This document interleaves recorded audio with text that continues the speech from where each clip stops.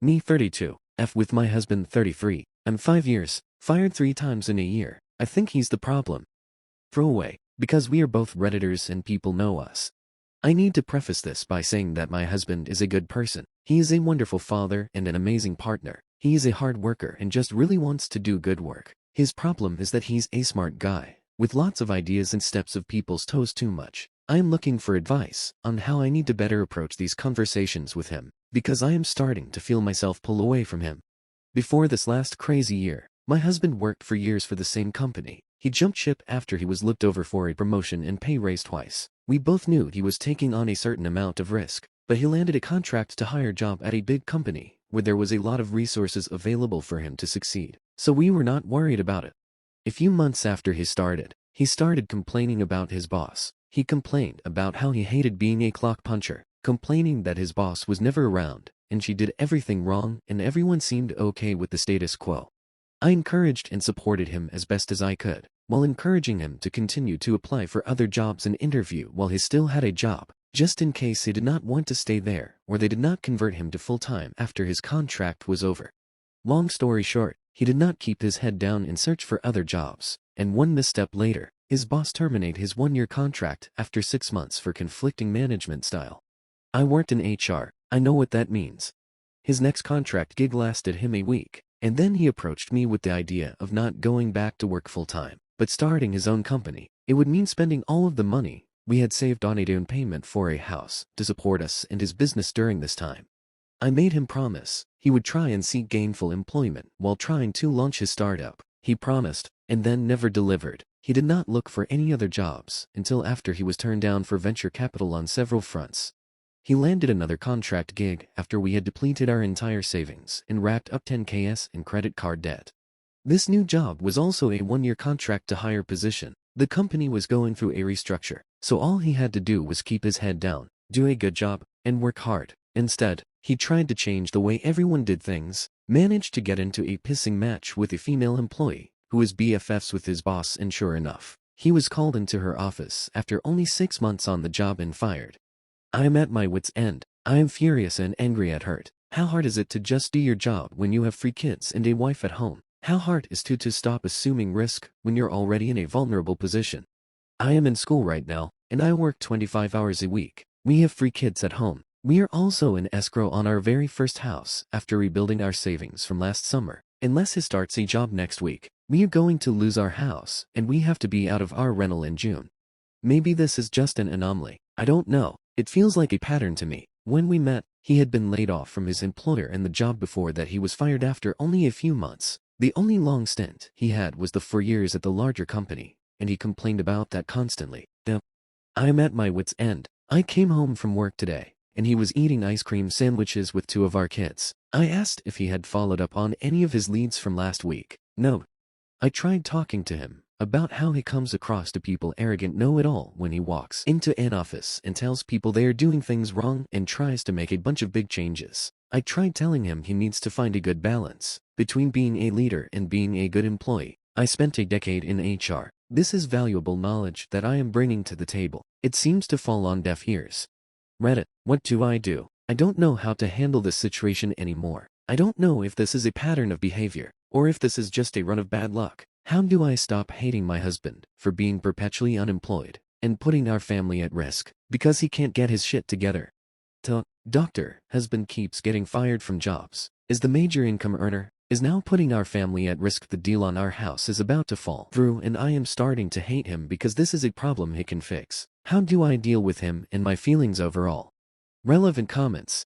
Most comments were pointing out he had problems with women telling him what to. Is strong like bull.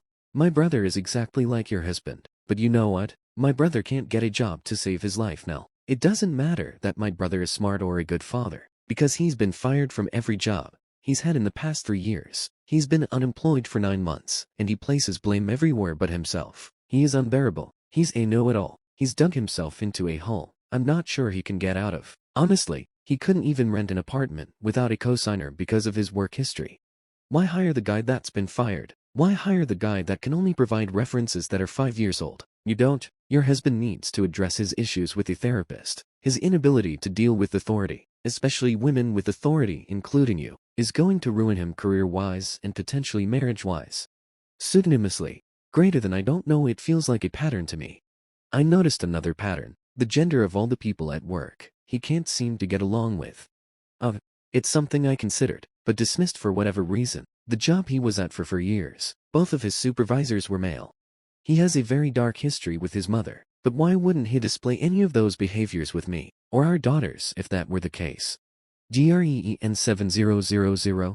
Your daughters aren't in a position of authority over him. The opposite is true. He tells them what to do. As for how he acts toward you, you've just told us that he doesn't want to do things your way, even though what you're suggesting is what is logical and necessary. Silly woman, you can't tell me what to do. I'm the one who know the right way to go about things. You're absolutely right. He always says he's receptive to my input, but never actually seems to implement it. Except the one time he did take my advice, and he landed an amazing job that paid him zoodles, and then he got fired. But, I'm just a woman. Little Wooly. Actually, he does display these with you. That's why he spent your savings and racked up $10,000 of credit card debt. Antiyukusan. I noticed something similar with my fiancé, though not as extreme as your situation, but nonetheless I noticed it right away when you mentioned he has female bosses. My fiancé also has no relationship with his mother, and they have a terrible history. After he told me stories of past employments and issues he's had, I noticed and pointed out to him that he has issues with women in positions of authority, that he doesn't take my advice divided by suggestions, even when I am knowledgeable or experienced in the topic. He also has the habit of not listening to me when I give him information, and then magically my info is valid when it comes from someone else, a man of course. So irritating. I also made the connection that I believe it has to do with the dysfunction between him and his mother. We were able to deal with those issues by going to therapy. We go together and we go individually. There will be nothing you can do on your own, because you do not have the proper training and tools for him to deal with his issues. Suggest therapy. You cannot allow him to put your family in financial jeopardy. That is not fair to your children. It's something I find very unsettling about a person with a family, no less, who sabotages their job before having another already lined up. Do not buy a house just yet. There are things that need to be worked on before you put your family in a worse situation. Also, Mother's Day is approaching, and that is a tough time for people who have very dark histories with their mothers. Just something to think about, because my fiancé and I struggle this time of year for similar reasons. Small update first. Thank you everyone for your input. I took a lot of the advice here into the conversation that I had with him last night once kids were settled. Points I took away from the chat. 1. He does not feel like he has a problem with female bosses. He thinks that shitty companies and shitty management is the problem. 2. He does not know this, but he made a comment about his job hunting that did not make sense. A recruiter had reached out to him specifically about a less than desirable job. I asked if he followed up. He said yes, and that he never heard back. I snooped through his email. He never replied to the woman. He also had a recruiter contact him this evening asking about a position, about a company he had specifically mentioned would not be ideal to work for. I told him it wasn't like we had a choice. He just needs a job right now regardless. So, he's lying to me now. He's acting like he has all of the time in the world to find some magical match for him on the employment front. Update 2016. Hey Reddit, I got an inbox full of requests for an update, and my original post got a lot more attention than I thought it would. So I figured I would post an update. Unfortunately, my update is a sad one. We are going on week 5 of my husband's unemployment and he still has no job offers. He has had several prospects, quite a few phone interviews, and exactly one in-person interview. As of right now, it's not looking like he will be back to work even in the next few weeks, despite having promised me every week for the last 3 weeks that he would have a job offer. If he doesn't have a job offer before Wednesday, we will lose the house. To try and prepare for this, we filled out a bunch of rental applications, because we have to be out of the house we are currently living in less than 3 weeks. All of our applications were denied as my husband has no INME, so it looks like we will be living in someone's basement in short order. Several people mentioned me going back to work full-time, and sadly, that is not an option. My company isn't in a position to make me a full-time offer and won't be until mid-summer. I've had this conversation with my boss. My job offer is contingent upon my continued studies, so school isn't something I can just drop right now. Based on the advice I received here as well as from a close friend, I have tried to approach him several times about what the problem could be, or how we might try a different way of figuring this out. Every single time, I was met with being accused of stressing him out, making him anxious, and eventually, getting blamed for being the source of his nervousness, which he later said affected how his phone interviews went. I have asked if he has followed up regarding certain opportunities, and he tells me I am making him anxious asking for updates so often. Yesterday, in fact, he told me that no one gets a job by following up with recruiters.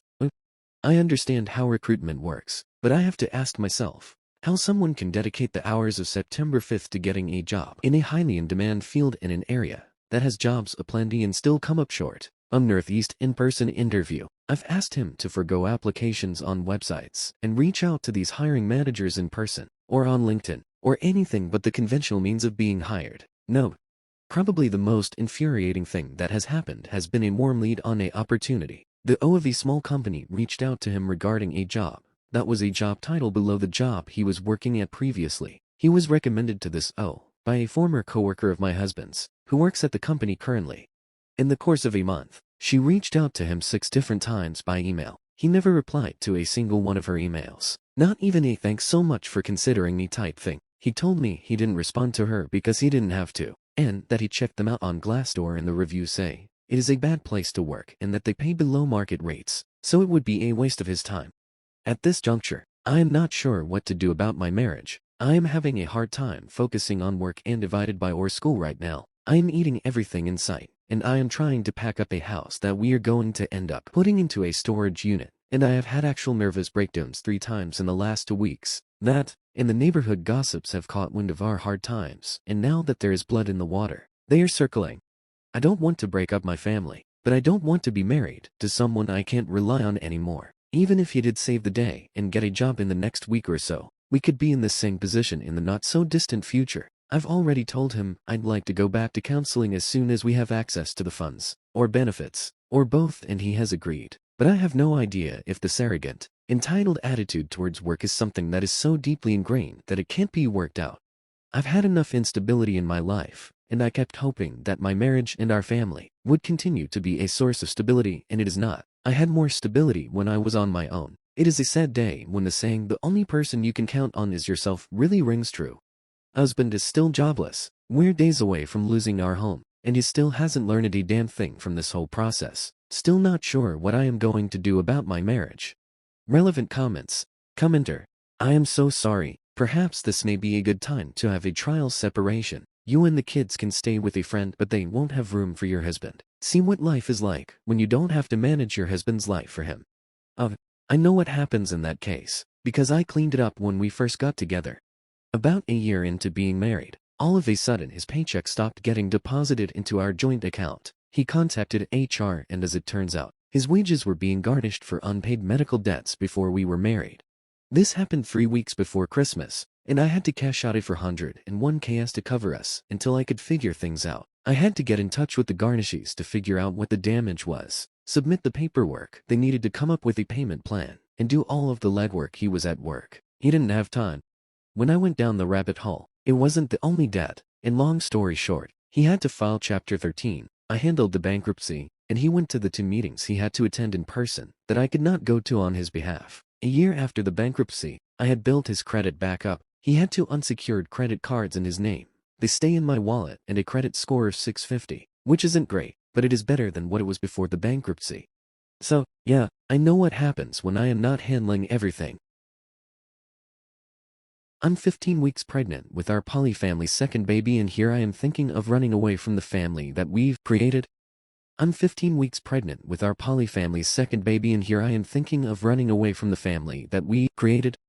Married for 9 years. Me and my husband have been doing the polyamory thing for 4 years now. This started when my husband confessed to having feelings for one of our mutual friends. He really sold me on the idea of a poly triad, and we started living together.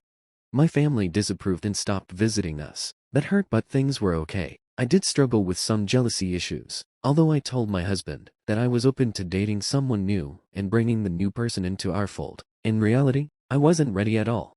The guys I liked quickly distanced themselves romantically as soon they heard that I was a married female in a non-monogamous relationship. It was hard. As for the guys who were okay with my situation and pursued me, I wasn't attracted to them.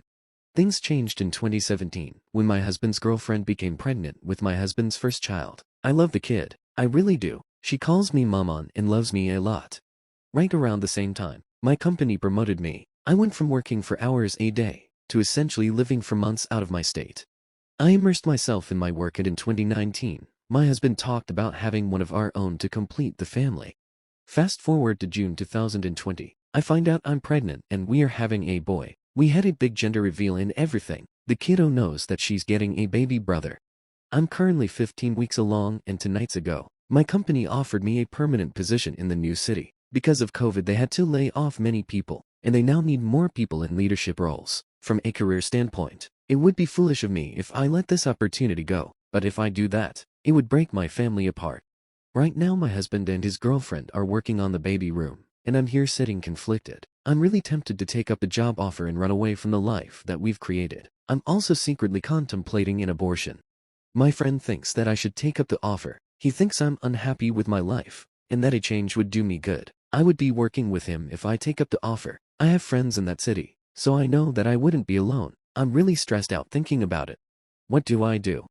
Commentator asks, this whole situation stems from the fact that you became poly under duress by nature of your cheating husband. You don't become poly because you have someone else lined up already. All these people telling you to just work it out fail to see that you were coerced into this situation. I'm baffled why you let it go on so long, especially since you didn't have a kid together. But I suppose it is your visceral desire for stability. I would get an abortion and go create a life you actually enjoy instead of the status today, colorless life of acceptance you've tolerated for way too long.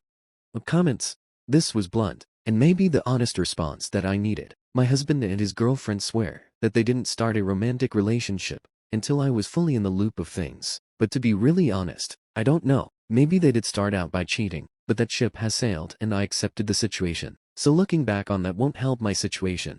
But I do feel that I need a fresh start now, away from the mundane life that I have. 15 weeks pregnant, I'm getting an abortion next week and moving on from my poly family. I made a post a few days ago about being conflicted with a new job offer and an existing pregnancy.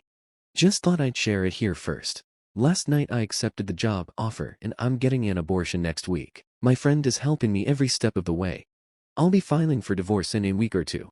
I've had great years with my poly family and my husband, and now it's time for me to make the jump and dive into the unknown. Thanks to all the people who sent me supportive PMS and helped me make my decision.